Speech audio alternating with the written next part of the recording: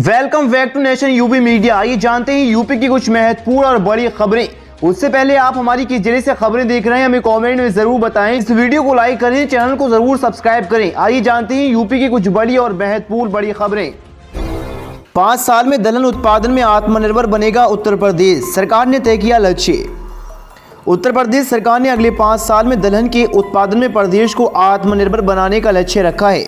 दलहन उत्पादन प्रदेश की मांग के बराबर हो, इसके लिए विशेषज्ञों की मदद से रबी की मौजूदा फसली सीजन से आने वाली फसली सीजनों में उत्पादन एवं उत्पादकता बढ़ाने पर मंथन किया जाएगा। लखनऊ उत्तर प्रदेश सरकार ने अगले 5 साल में दलहन में उत्पादन में प्रदेश को आत्मनिर्भर बनाने का लक्ष्य रखा है। दलहन का उत्पादन प्रदेश की मांग के बराबर हो, इसके लिए विशेषज्ञों की मदद से रबी की मौजूदा फसली सीजन से आने वाली फसली सीजन में उत्पादन एवं उत्पादकता बढ़ाने पर मंथन किया जाएगा। इसकी शुरुआत भी रबी के मौजूदा फसली सीजन से होगी। सरकार के इस निर्णय से 2 लाभ होंगे।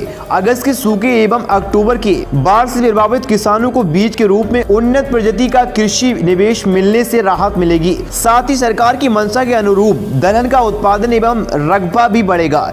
यही वजह है कि इस योजना में सरकार ने प्रदेश की इस 2 लाख हेक्टेयर भूमि को प्राथमिकता में रखा गया है, जिसमें सूखे की वजह से किसान खरीफ की बुआई नहीं कर सके। साथ ही उन किसानों को भी प्राथमिकता दी जाएगी जो सूखे एवं बाढ़ से अधिक प्रभावित रहे। दिवाली के बाद लखनऊ की हवा हुई जहरीली, बेहिसाब बड़ा प्रदूषण। रोशनी और त्योहार दिवाली के बाद से ही लखनऊ में प्रदूषण की स्थिति बदतर बनी हुई है। लखनऊ की हवा बुधवार की सुबह से ही जहरीली मापी जा रही है। प्रदूषण मापक यंत्र AQI में प्रदूषण का स्तर बुधवार की सुबह 251 पर दर्ज हुआ। लखनऊ में प्रदूषण नियंत्रण बोर्ड के द्वारा 6 अलग अलग जगहों पर प्रदूषण मापक यंत्र लगाए गए, जिसके पल पल बदलते आंख चेतावनी वाले हैं। यूपी बिहार रूट पर चलाई जा रही 124 छठ पूजा स्पेशल ट्रेनें। दिवाली का त्योहार बीतते ही छठ पूजा की तैयारी शुरू हो गई। उत्तर प्रदेश, बिहार, झारखंड में इस त्योहार को धूमधाम से मनाया जाता है। देश के किसी भी हिस्से में रहने वाले उत्तर प्रदेश और बिहार के छठ के पर्व पर अपने घर जरूर लौटते हैं। फिलहाल रेलवे स्टेशनों पर भारी भीड़ की स्थिति को देखते हुए भारतीय रेल की ओर से अलग अलग राज्यों में यूपी एवं बिहार रूट्स पर आने जाने वाली छठ स्पेशल ट्रेनों का परिचालन किया जा रहा है। 20 साल पुराने हत्या केस में यूपी सरकार की अपील को ट्रांसफर करने से सुप्रीम कोर्ट का इनकार। केंद्रीय मंत्री अजय मिश्रा द्वारा दायर एक याचिका को खारिज कर दिया गया, जिसमें 20 साल से अधिक पुराने हत्या के मामले में मिश्रा को बरी करने के खिलाफ दायर उत्तर प्रदेश सरकार की अपील को ट्रांसफर करने की मांग की गई थी। न्यायाधीश ललित और बेला एम त्रिवेदी की पीठ को बताया गया है कि ट्रांसफर की मांग इस आधार पर की गई थी कि वरिष्ठ वकील जिन्हें लखनऊ में मामले की बहस करनी है, आमतौर पर इलाहाबाद में रहते हैं और उनकी उम्र के कारण ये संभव नहीं होगा। पीठ ने कहा है कि हम इन सभी मुद्दों में नहीं जाते। हमारे विचार में उच्च न्यायालय से 10 नवंबर 2022 को निपटाने के लिए अपील पर सुनवाई करने का अनुरोध उच्च न्यायालय द्वारा दी गई तारीख और दोनों वरिष्ठ वकील द्वारा सहमति न्याय के लिए है। उन्होंने कहा है कि ये वरिष्ठ वकील लखनऊ आने में असमर्थ हैं।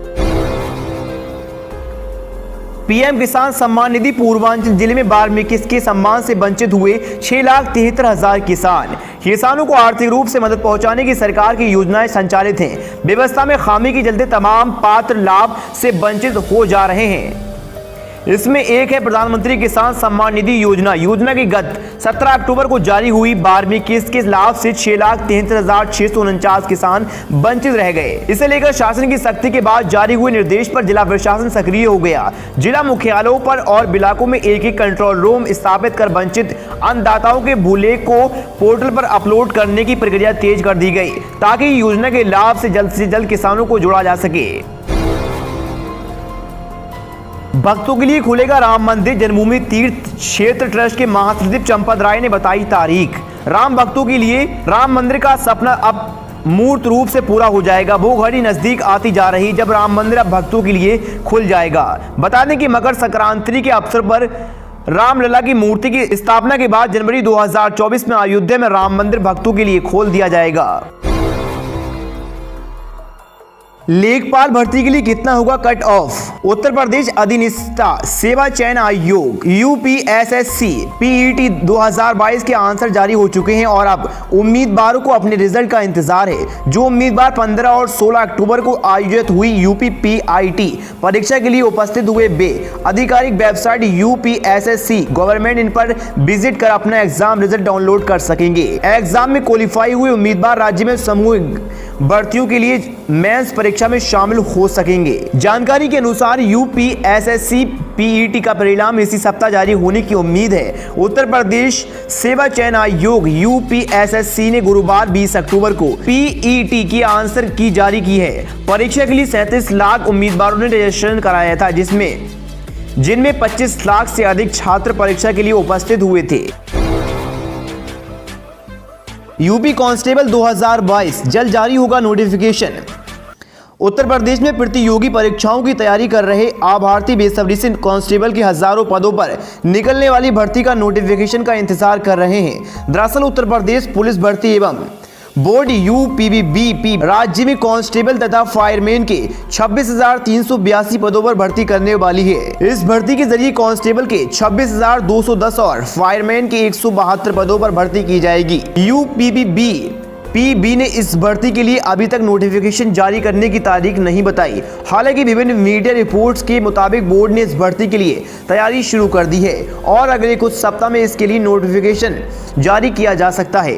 अभ्यर्थियों को इस भर्ती से जुड़े अपडेट के लिए यूपीपीबी की आधिकारिक वेबसाइट पर नजर बनाए रखनी चाहिए। उत्तर प्रदेश में अभी तक आयोजित की जाने वाली कांस्टेबल भर्तियों में न्यूनतम 18 साल और अधिकतम 22 साल तक के 12वीं के पास अभ्यर्थी को आवेदन मौका दिया जाता रहा। इसी आधार पर यह उम्मीद जताई जा रही है कि यूपीपीबी इस साल के कांस्टेबल भर्ती में 18 से 22 साल तक के 12वीं पास अभ्यर्थियों को आवेदन का मौका दे सकती है।